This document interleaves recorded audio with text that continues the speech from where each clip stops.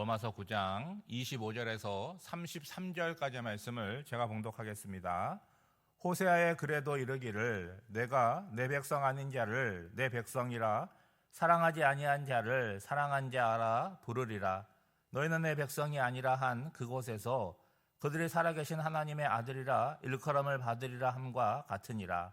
또 이사야가 이스라엘에 관하여 외치되 이스라엘 자손들의 수가 비록 바다의 모래 같을지라도 남은 자만 구원을 받으리니 주께서 땅 위에서 그 말씀을 이루고 속히 시행하시리라 하셨느니라. 또한 이사야가 미리 말한 바 만일 만군의 주께서 우리에게 씨를 남겨두지 아니하셨더라면 우리가 소돔과 같이 되고 고모라와 같았으리로다 함과 같으니라. 그런즉 우리가 무슨 말을 하리요? 의를 따르지 아니한 이방인들이 의를 얻었으니 곧 믿음에서 난 의요 의의 법을 따라간 이스라엘은 율법에 이르지 못하였으니 어찌 그리하냐? 이는 그들이 믿음을 의지하지 않고 행위를 의지함이라. 부딪힐 돌에 부딪혔느니라.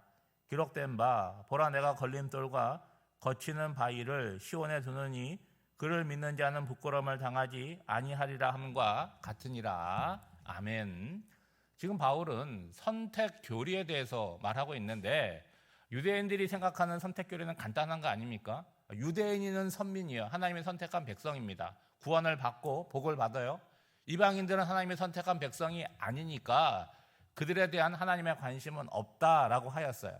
그런데 앞서 토기장의 비유를 말씀하시면서 진노의 그릇이 있고 긍휼의 그릇이 있다라고 말씀을 하면서 어떻게 이것을 설명하냐면 이거는 유대인이냐 이방인의 문제가 아니라는 거예요. 혈통을 어떻게 타고났느냐의 문제가 아니라는 거죠.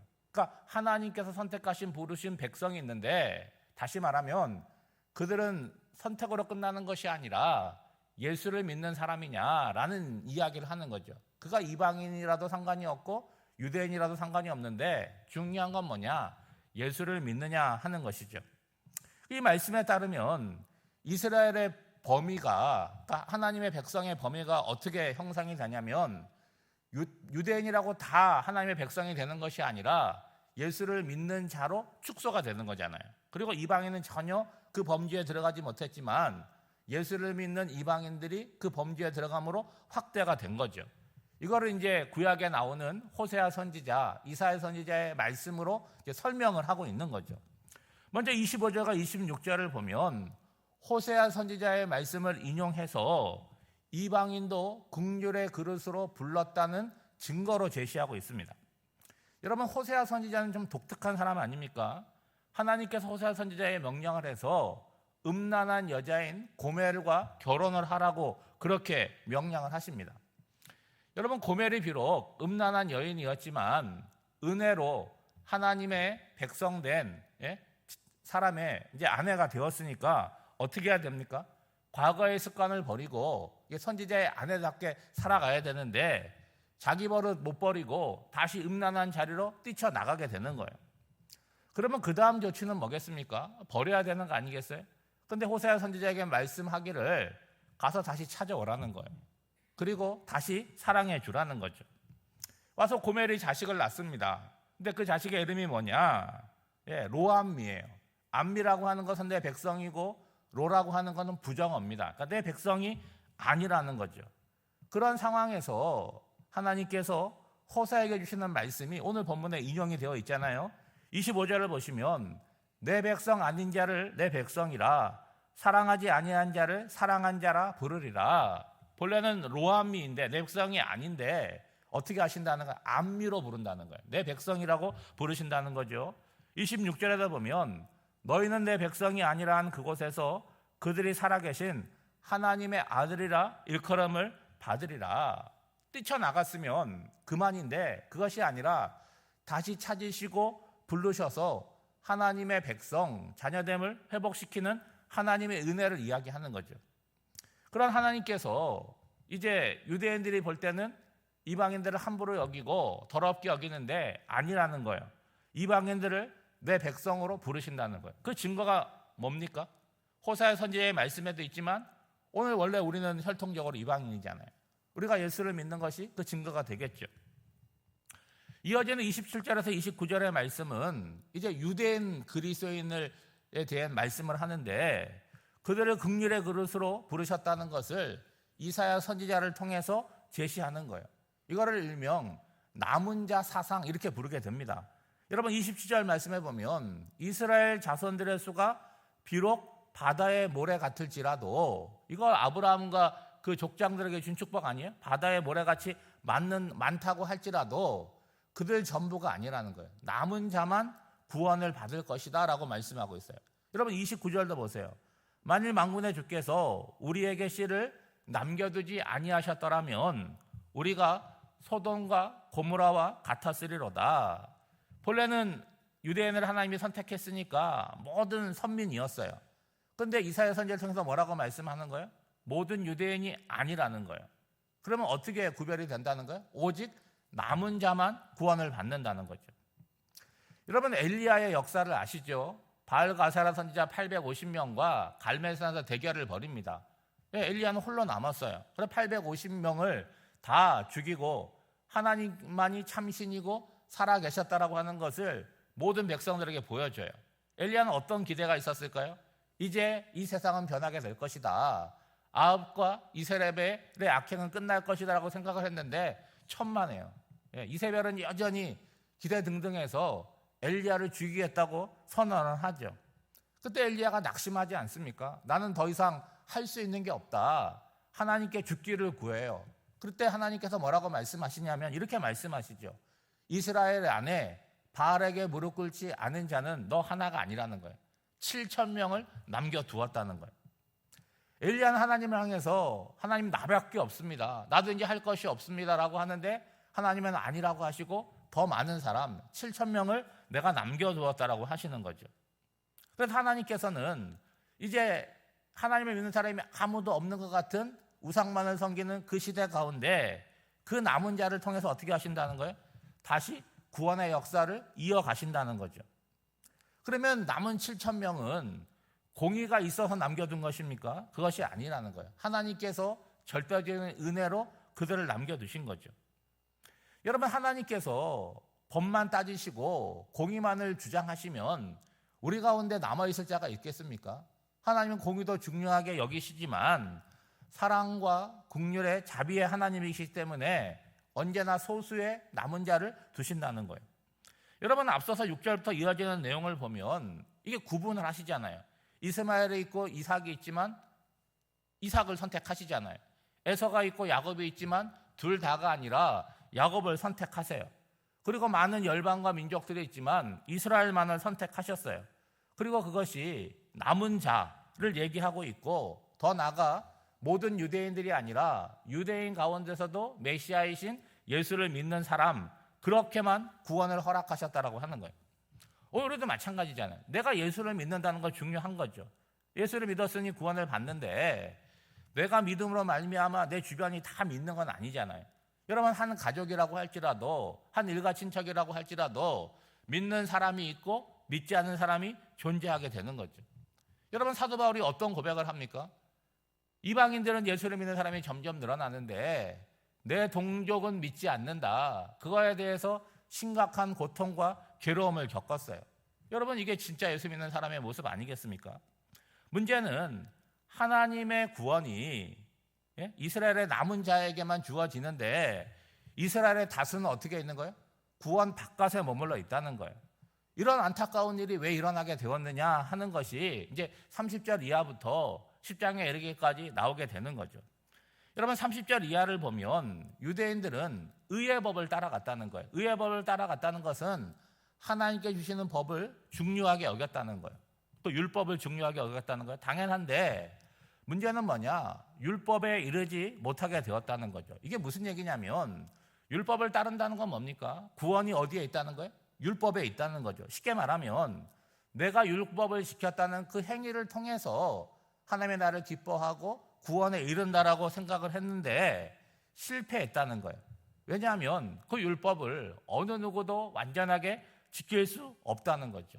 반대로 여러분 의를 따르지 않은 이방인들이 무슨 하나님의 법을 알고 율법을 알겠습니까? 그러니까 의를 고의로 안 따른 것이 아니라 몰라서 안 따른 거 아니겠습니까? 근데 결과적으로 그들은 의를 얻었다는 거예요. 어떻게 얻었습니까? 행위가 아니라 예수를 믿음으로 말미암아 의를 얻었다는 거죠. 여러분, 세상에 많은 종교가 있지만 기독교와 다른 종교가 구별되는 점이 바로 여기에 있는 거죠. 그것은 하나님께서 우리에게 오셨다는 거예요. 그 오신 분이 누굽니까? 우리가 믿는 예수 그리스도라는 거죠. 그런데 메시아가 왔음에도 불구하고, 구원자가 왔음에도 불구하고 유대인들이 여전히 추구하는 바는 뭡니까? 할례, 율법. 다시 말해서 내가 할례를 받았다, 그리고 율법을 지키고 있다, 여기를 통해서 내가 의에 이르려고 애썼다는 거죠. 왜 그런 거예요? 자기들에게는 하나님이 선택했다는 선민의식이 있었다는 거예요. 그런데 이방인들은 어때요? 선택받지 못한 사람들입니다. 유대인들이 볼 때는 멸망받을 사람들이에요.